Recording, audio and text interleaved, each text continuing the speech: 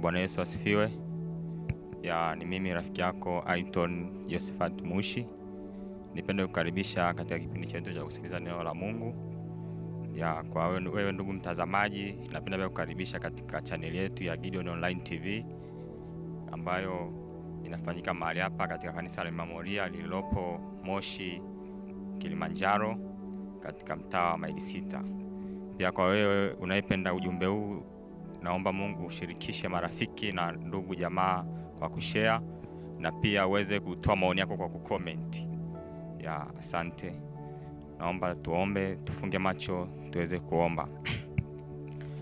Bwana Mungu mfalme uketie mahali pa juu palipoinuka, tunasema ni asante Bwana kwa ajili ya saa na majira ya mfalme uliotupa kuweza kusikiliza neno lako na kujifunza.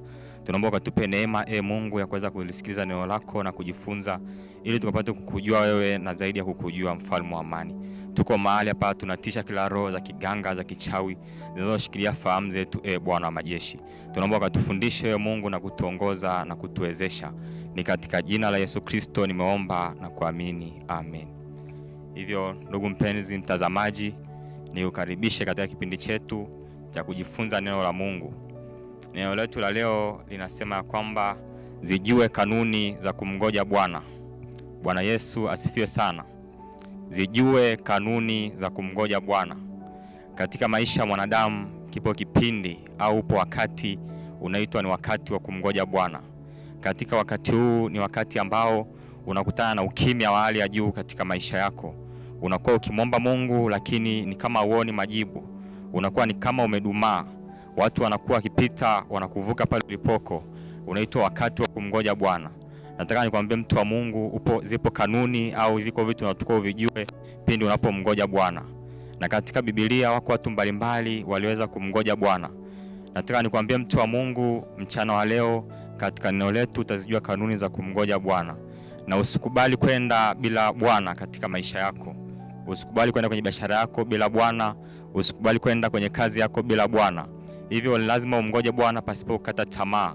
Hivyo mtu wa Mungu, leo nitaenda kukufundisha mambo kaza wa kaza ambayo unatakiwa uyafanye wewe kama muumini kwa ajili ya kumngoja Bwana. Naomba kwanza nikuonyeshe umuhimu wa kumngoja Bwana katika maisha yako, au kwa nini unahitaji umngoje Bwana. Naomba tusome katika kitabu cha Isaya 40 mstari wa 31. Isaya 40 mstari wa 31. Wote tuende pamoja katika kitabu cha Isaya 40 mstari wa 31. Nami nitasoma kwa msaada wa Bwana. Maandiko yanasema, bali wao wamngojeao Bwana watapata nguvu mpya. Watapanda juu kwa mbawa kama tai. Watapiga mbio wala hawatachoka. Watakwenda kwa miguu wala hawatazimia. Hivyo nataka nikwambie mtu wa Mungu, tunaona kwamba wao wanaomngoja Bwana watapata nguvu mpya. Katika kumngoja Bwana kuna kupata nguvu mpya. Usikubali kwenda kwenye biashara yako bila Bwana. Usikubali kwenda katika elimu yako bila Bwana. Maandiko yanasema kwamba wamngojeao Bwana watapewa nguvu mpya. Ni nguvu ya kuishwa kila siku asubuhi. Haijalishi unapita mahali pagumu mtu wa Mungu. Nataka nikwambie zipo kanuni za kumngoja Bwana. Haijalishi ni mahali unapopita ni pagumu kiasi gani. Usikubali kwenda kwenye biashara yako bila Bwana. Usikubali kwenda kwenye kazi bila Bwana. Yamkini umeomba kazi katika muda mrefu, umefunga na kuomba lakini huoni majibu. Nataka nikwambie mtu wa Mungu, usikate tamaa. Ni kipindi cha kumngoja Bwana.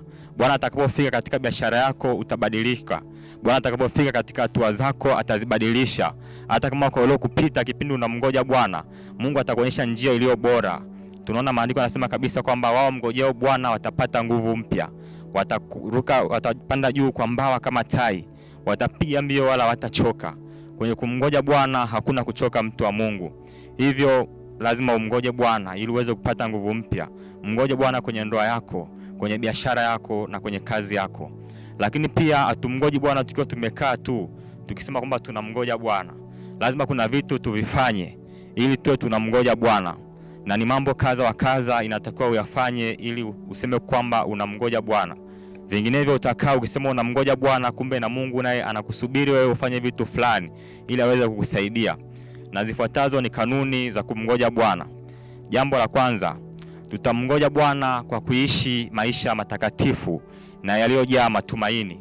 Nataka nikwambie mtu wa Mungu, hauwezi kumngoja Bwana huku unatenda matendo maovu, kwa sababu utakuwa kimuuzi Mungu na huku unasema unamngoja Bwana atende katika maisha yako. Tutamngoja Bwana katika kuishi maisha ya utakatifu, kwa maana ya kwamba kuacha dhambi na kutenda matendo mema ya Mungu wetu. Hivyo utakuwa ukimngoja Bwana kudhamiria moyoni mwako kwamba umeacha dhambi na umemkiria sio kwamba ni Bwana na Mwokozi wa maisha yako na kutenda matendo ya haki. Nataka nikwambie mtu wa Mungu, hii ni kanuni namba 1 ya kumngoja Bwana. Uweze useme unamngoja Bwana huku unatenda dhambi, itakuwa unajidanganya mtu wa Mungu. Ili umngoje Bwana katika ndoa yako, katika biashara yako, ni lazima uhakikishe kwamba unaachana na dhambi na matendo maovu na kuishi katika maisha ya haki na utakatifu. Kanuni namba 2 ya kumngoja Bwana. Tutamngoja Bwana kwa kumfanyia Mungu ibada zenye tija na kumwamini pia. Nataka nikwambie mtu wa Mungu, hatuwezi tukasema tunamngoja Bwana huku atufanyie ibada. Auombi, amfanyie Mungu wako ibada na pia hauna imani. Hauwezi sema kwamba unamngoja Bwana. Utakao ukisubiri kumngoja Bwana ili akusaidie katika maisha yako. Yamkini kuna jambo umeomba muda mrefu, hauoni majibu, hauoni mabadiliko. Utasema unamngoja Bwana, kumbe hujakagua njia zako. Nataka nikwambie mtu wa Mungu, tunamngoja Bwana kwa kufanya ibada. Kama unamngoja Bwana abadilishe maisha yako, ni lazima umfanyie yeye ibada. Kama unamngoja Bwana abadilishe uchumi wako, ni lazima umfanyie yeye ibada. Hivyo tutamngoja Bwana kwa kufanya ibada na kumwamini. Nataka nikwambie mtu wa Mungu, usikate tamaa. Yamkini umetafuta kazi muda mrefu, umetafuta mtoto muda mrefu, umeomba lakini huoni mabadiliko. Umekuwa ni kama umedumaa. Wanaokuja nyuma yako wanakupita, wanasonga mbele. Unasema kwamba umekosea wapi?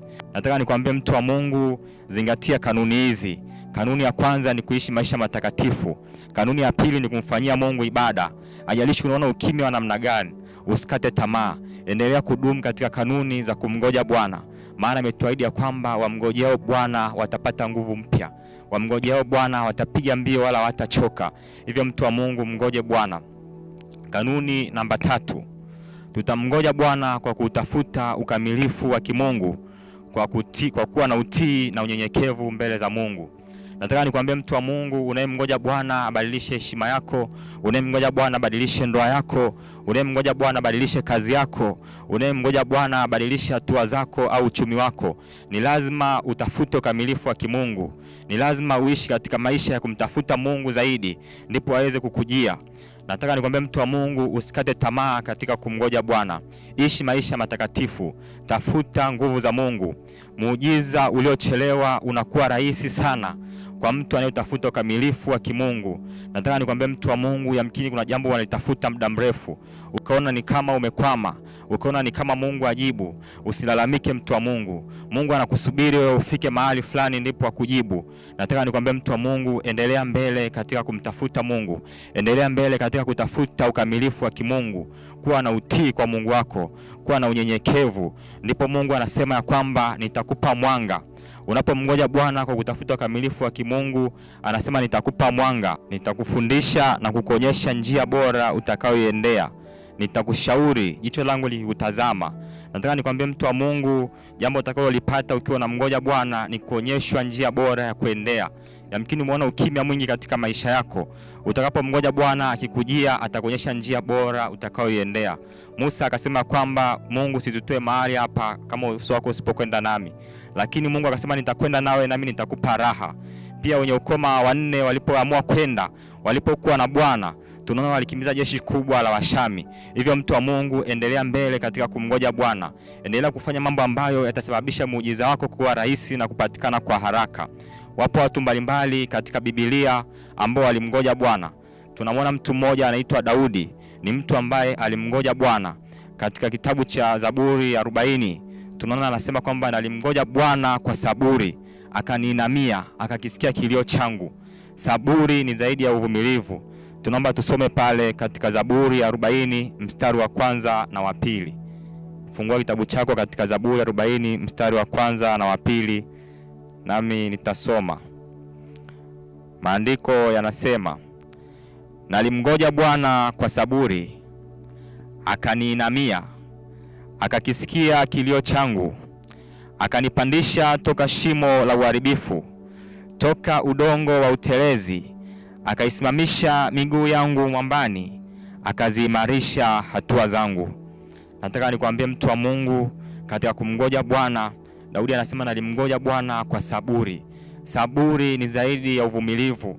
Mtu huyu alimngoja Bwana pasipo kukata tamaa. Hata wewe nakushauri, amkini umeomba sana uone majibu, usikate tamaa. Endelea kumngoja Bwana. Utakapomngoja Bwana, hatua zako zitakuwa ni kubwa. Utaenda katika njia bora. Tunaona Daudi anasema kwamba akanipandisha toka shimo la uharibifu, toka udongo wa utelezi, akaisimamisha miguu yangu mwambani. Na kutangazia katika jina la Yesu, Bwana akapandishe maisha yako kutoka shimo la uharibifu, akakusimamishe katika mwamba ulio imara. Aipandishe biashara yako kutoka shimo la uharibifu katika udongo wa utelezi, akusimamishe mahala palipo imara katika jina la Yesu Kristo. Mtu wa Mungu, ninakushukuru kwa ajili ya saa hii. Asante kwa ajili ya ujumbe huu. Naomba tufunge macho tuombe kwa kumshukuru Bwana. Inua mikono yako juu, tumuombe Mungu. Bwana Mungu wa majeshi, ninasema ni asante mfalme wa amani. Asante Mesia kwa ajili ya sana majira ya mfalme. Asante kwa ajili ya neno lako Jehova Shama. Maana Bwana umesema kwamba kungojea watapata nguvu mpya. Tazama Bwana, baba huyu, mama huyu, kijana huyu, naye amekuwa akikungoja mfalme wa amani. Ninakuomba Bwana siku ya leo akapate nguvu mpya. Ninakuomba Mungu, majira haya na saa hii ameinua mikono juu ya kwamba ni ishara ya kusarenda. Anasema kwamba anahitaji msaada wako mfalme wa amani. Naomba Mungu achilie nguvu yako juu ya maisha ya mama huyu, ukamtoe katika udongo wa utelezi, ukamtoe katika shimo la uharibifu, ukatoe maisha yake kwenye shimo la utelezi, ukatoe biashara yake katika shimo la utelezi na uharibifu, ukamsimamisha katika sehemu iliyo imara mfalme wa amani. Katika jina la Yesu Kristo tuko mbele zako Bwana. Tunaomba ukakomboe hatua zetu, ukakomboe biashara zetu, ukakomboe kazi zetu, ukakomboe ndoa zetu na fahamu zetu, ukazitoe katika udongo wa utelezi, ukazisimamishe kwenye mwamba imara. Ni katika jina lako Yesu Kristo nimeomba na kuamini. Amen.